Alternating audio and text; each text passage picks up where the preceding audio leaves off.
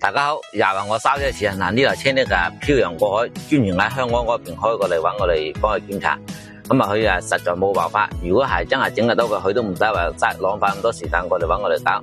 咁啊，佢喺出邊已經換過晒高滑包啊、火嘴、噴油嘴、VVT 輪、VVT 電住閥，咁啊渦輪增壓、正時套裝，即係該換嘅嘢全部都換過晒噶啦。故障點依然存在。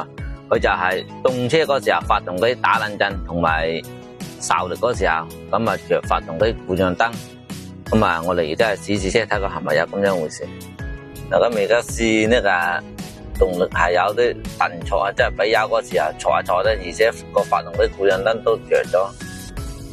咁啊，初步估計可能係失火或者係邊啲線路整得唔好噶啦。因為佢呢台車已經係換過咗好多嘢噶啦。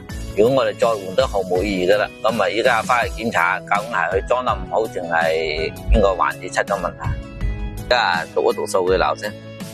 嗱，咁而家睇到好明顯，嗰啲配器嗰啲數據都唔啱，咁啊肯定整嚟整去都唔得啦。咁我哋而家首先睇下嗰個正時係對得唔好，定係嗰啲 VVT 燈嘅問題。嗱，咁呢套正時套裝拆得嚟啦，佢話剛剛換過，睇呢啲好似應該用咗有一段時間噶啦，變晒顏色啦。咁啊，仲有呢個 VVT 燈啊，已經係磨損非常之嚴重啦，而且呢個仲有鬆動啊，呢個。咁我哋兩個都一齊更換佢啦。嗱，咁啊頭先我哋將嗰啲正時全部用專用工具對過咗啦，而且佢有一個 VVT 燈係發卡嘅，依家發動機都好平靜噶啦。咁而家出去再跑跑，睇佢仲有冇出現着故障燈嘅問題啦。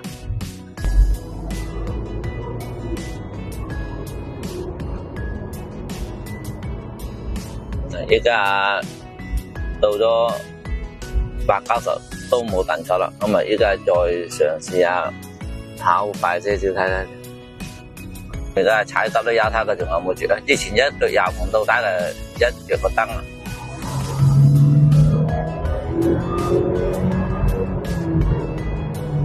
而家上100都冇事啦，咁啊再開多幾十公里，如果冇問題就基本上問題都可以解決噶啦。嗱，換咗呢套 VVT 燈上去，咁啊跑咗100幾公里啦，都冇問題啦。嗱，依家發動機好平靜啦，咁啊證明換咗呢套正時套裝係有效果。